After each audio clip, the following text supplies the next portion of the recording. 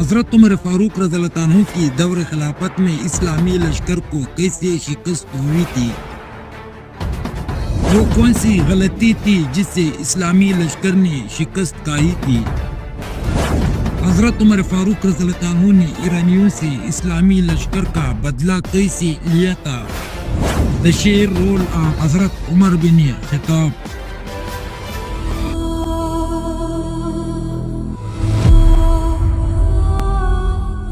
جلنیوس جب شکست کا کر مدائن میں پہنچا تو تمام دربار ایران میں ہلچل مچ گئی۔ رستم نے جو سلطنت ایران کا بادشاہ تھا، اس نے سرعام اعلان کیا کہ کون سا بہادر ہے جو لشکر عرب کی پیش قدمی کو روک سکتا ہے، تک کہ ایرانی شکستوں کا انتقام عربوں سے لے سکتا ہے۔ سب نے بلا اتفاق کہا کہ بھیم جادویا کے سوا اور کوئی ایسا تجربہ کار اور بہادر سپہ سالار نظر نہیں آتا۔ چنانچہ بھیم جادویا کو رستم نے 3000 فوج اور 300 جنگی ہاتھی نیز ہر قسم کا سامان جنگ اور سامان رسیدہ دے کر روانہ کیا، اور اس کی حکومت کے لیے جلنیوس کو مقرر کر کے درنش کا دہانی بھی دیا گیا، جس کی نسبت ایرانیوں کا عقیدہ تھا کہ جس فوج کے ساتھ یہ جھنڈا ہوتا ہے اس کو کبھی شکست نہیں ہوتی۔ بھیم جادویا یہ پورے ساز و سامان اور بڑے کروفر کے ساتھ مدائن سے روانہ ہوا۔ راستے میں جس قدر شہر اور قصبے آتے تھے، بھیم جادویا ہر جگہ سے لوگوں کو عرب کے مقابلے پر آمادہ کر کے اپنے ساتھ لیتا جاتا تھا، یہاں تک کہ وہ دریائے فرات کے کنارے مقام قسنطب میں آ کر مقیم ہوا۔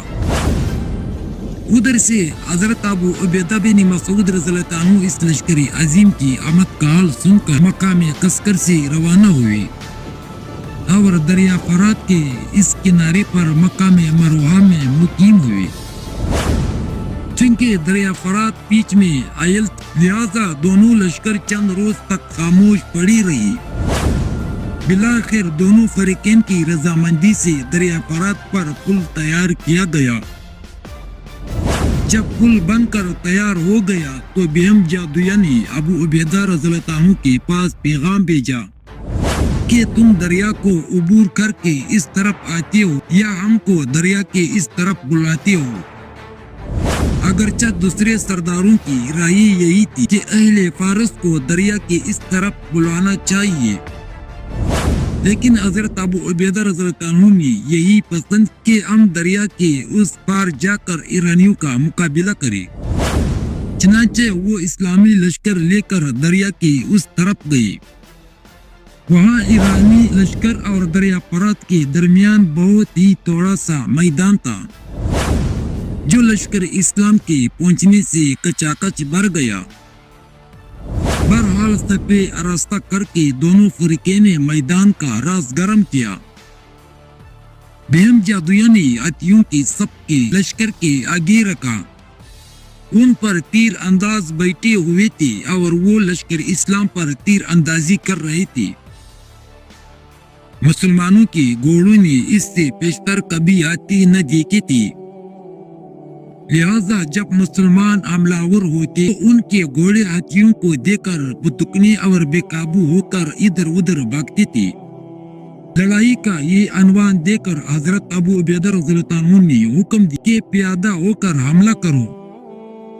یہ حملہ بڑی جانبازی و مردانگی کے ساتھ کیا گیا، لیکن ہاتھیوں نے جب اسلامی صفوں پر حملہ کرنا اور کچلنا شروع کیا تو مسلمانوں کی صفیں درہم برہم ہونے لگے۔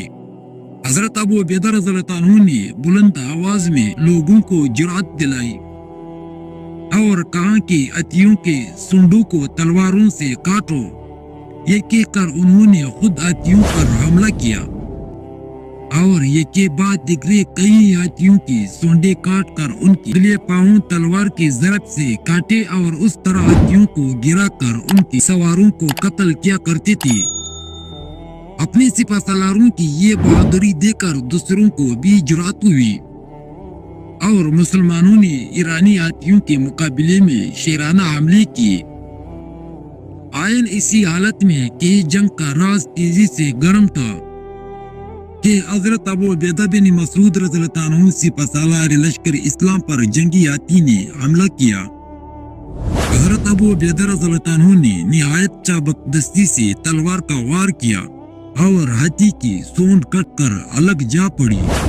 ہاتھی نے اسی حالت میں آگے بڑھ کر ان کو گرا دیا اور سینے پر پاؤں رکھ دیا، جس سے ان کی پسلیاں چور چور ہو گئی۔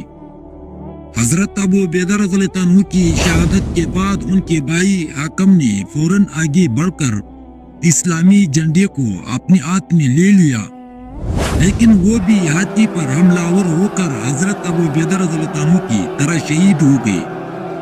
ان کے بعد قبیلہ بنو ثقیف کے اور 6 آدمیوں نے یہ بات دیکھی جھنڈے ہاتھ میں لیا اور جامع شہادت نوش کیا کرتی تھی۔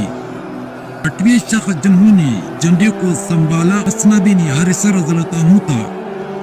انہوں نے جھنڈے کو اپنے ہاتھ میں لیتے ہی مدافعت اور استقامت میں جرأت کا اظہار کیا، لیکن لوگ اپنے ساتھ سرداروں کو یہ بات ذکرے شہید ہوتے دیکھ کر حواراتیوں کی حملہ آوری کی تاب نہ لا کر فرار پر آمادہ ہو چکے تھے۔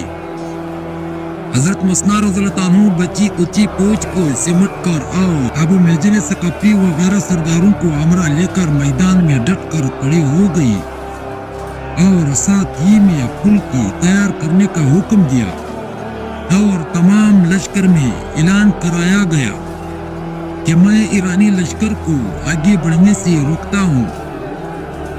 حضرت مسنا رضی اللہ عنہ نے بڑی بہادری اور جانبازی کے ساتھ ایرانیوں کے حملے کو روک لیا، اور جب مسلمان یا کے دوسری طرف عبور کر گئے تب سب سے آخر میں وہ خود بھی پل کے راستے اس طرف آ گیا۔ مسلمانوں کی تعداد 9000 تھی، جس میں سے 4000 اور بروایت دے کر 6000 شہید ہو گئے۔ حضرت سلید بن قیس، عتبہ و عبداللہ بصیرانی، کبتی بن قیس، عبادہ بن قیس بن المسکن، ابو امیہ فزاری وغیرہ صحابہ رضی اللہ عنہ بھی انہی شہداء میں شامل تھے۔ ایرانیوں کے بھی 6000 آدمی مارے گئے تھے، لیکن اب تک کے تمام لڑائیوں کے مقابلے میں مسلمانوں کا اس لڑائی میں نسبتاً زیادہ نقصان ہوا۔ بہم جادویہ کی اتنی ہمت نہ تھی کہ وہ فرات کو عبور کر کے مسلمانوں پر جو بہت ہی تھوڑے اور خستہ حالت میں رہ گئے تھے کہ ان پر حملہ کرے۔ وہ وہیں سے مدائن کی جانب چل گیا۔ یہ لڑائی ماہ شعبان سنہ 13 ہجری کو واقع ہوئی۔ حضرت عمر فاروق رضی اللہ عنہ کو جب ابو عبیدہ بن مسعود ثقفی رضی اللہ عنہ کی شہادت اور مسلمانوں کی نقصان عظیم کا حال معلوم ہوا تو انہوں نے خاص اطمینان کے ساتھ ایرانیوں کے مقابلے کی تیاریاں شروع کی۔ قبائل کی طرف قاصد بھیجے گئے اور لوگوں کو لڑائی کے لیے ترغیب دی۔ چنانچہ متعدد قبائل فاروق اعظم رضی اللہ عنہ کی خدمت میں حاضر ہوئے اور مدینہ منورہ سے مسنا بن حارثہ رضی اللہ عنہ کی امداد کے لیے عراق کی طرف ایک لشکر روانہ کیے گئے۔ حضرت مسنا رضی اللہ عنہ نے بھی عراق عرب میں فوجی بھرتی جاری کر کے ایک نئی فوج عراق عرب کے مرتب فرما لی تھی۔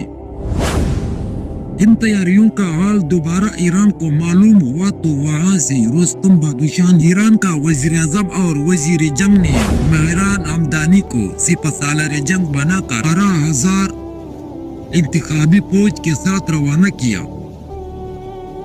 مہران کے انتخاب کی وجہ یہ بھی تھی کہ اس نے ملک عرب میں تربیت و پرورش پائی تھی اور وہ اہل عرب اور عربی لشکر کی قوت کا صحیح اندازہ کر سکتا تھا۔ حضرت مسنا رضی اللہ عنہ نے مہران ہمدانی کی روانگی کا حال سن کر اپنی تمام افواج کو دریا فرات کے کنارے مقام بوئیب میں مجتمع کیا۔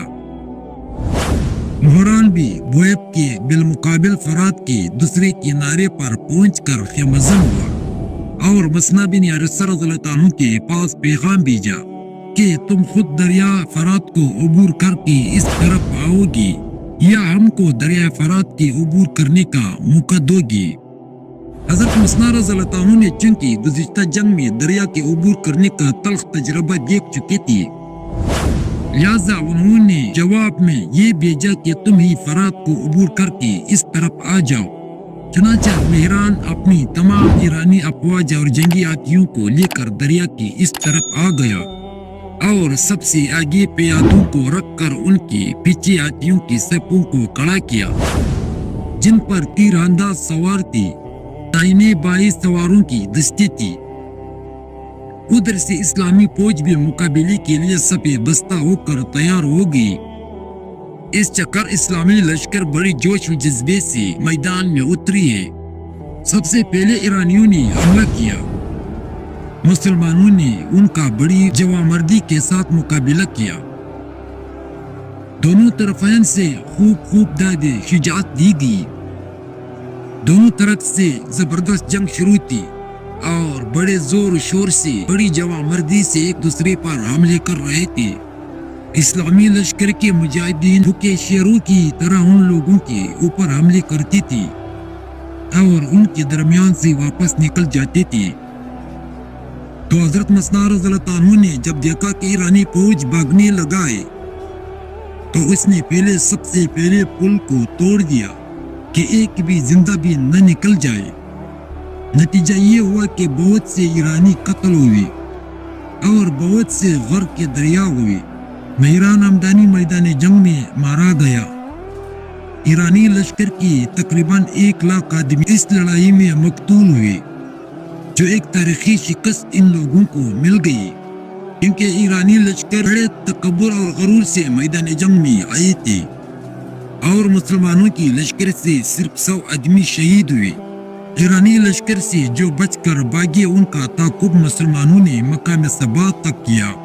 اس لڑائی کے بعد سوات سے دجلہ تک کا تمام علاقہ مسلمانوں کے قبضے میں آ گیا۔ یہ لڑائی ماہ رمضان سنہ 13 ہجری میں ہوئی تھی۔